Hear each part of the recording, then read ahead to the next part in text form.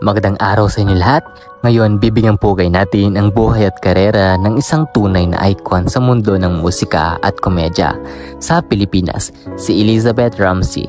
Sabahan niyo ako sa paglalakbay mula sa kanyang kabataan, pag-angat sa showbiz hanggang sa huling mga taon. Tunghay natin ang kanyang mga naiambag sa sining at entertainment na hindi malilimutan. Tara, simulan na natin.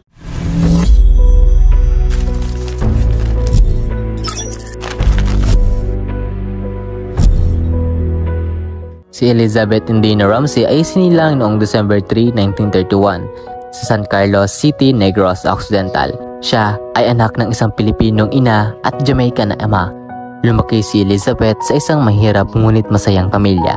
Bata pa lamang ay mahilig na siya sa pagkanta at pagkapatawa na nagbigay daan sa kanya upang magsimula ang kanyang karera sa showbiz.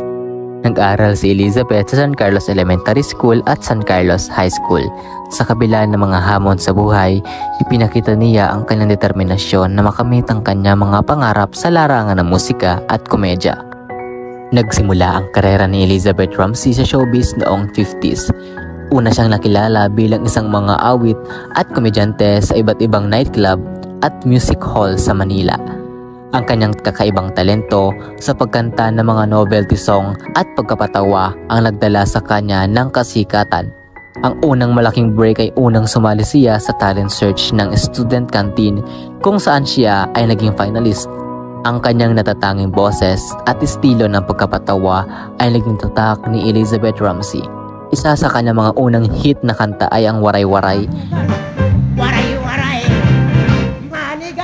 na naging popular dahil sa kanyang malambing at nakakatawang interpretasyon. Si Elizabeth Ramsey ay nagkaroon ng maraming tagumpay sa kanyang mahigit na 5 dekadang karera. Isa sa kanyang pinakasikat na mga kanta ay ang Alembong na naging paborito ng maraming Pilipino. Ang kanyang mga performances sa mga comedy bars, concerts at TV show ay nagbigay sa kanya ng maraming tagahanga. Bukod sa musika, naging aktibo rin si Elizabeth sa television at pelikula. Lumabas siya sa iba't ibang TV show at pelikula tulad ng si Lucio at si Miguel 1962 at si James Batman 1966. Ang kanyang husay sa pag-arte at pagkapatawa ay nagdala sa kanya ng mas maraming parangal at pagkilala. Ang kanyang kontribusyon sa industriya ng musika at komedya ay kinilala sa pamamagitan ng iba't ibang parangal mula sa mga prestihiyosong award-giving bodies sa Pilipinas. Siya ay kilala rin bilang Queen of Rock and Roll at Queen of Comedy dahil sa kanyang natatanging estilo at kahusayan sa kanyang mga performances. Bagamat kilala si Elizabeth Ramsey sa kanyang profesionalismo, hindi rin siya nakaligtas sa ilang kontrobersya. Isa sa mga pinag-usapan ay ang kanyang buhay pag-ibig at relasyon sa kanyang mga anak. Sa kabila ng mga hamon na ito, nanatiling matatag si Elizabeth at patuloy nagbibigay inspirasyon sa mga tagahanga. Noong October 8, 2015, sa edad na 83, pumanaw si Elizabeth Ramsey dahil sa sakit na diabetes.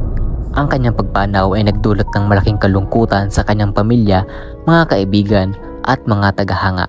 Marami ang nagbigay pugay at nagbalik tanaw sa kanyang mga naiambag sa industriya ng showbiz. Ang pamana ni Elizabeth Ramsey sa larangan ng musika at komedya ay hindi malilimutan.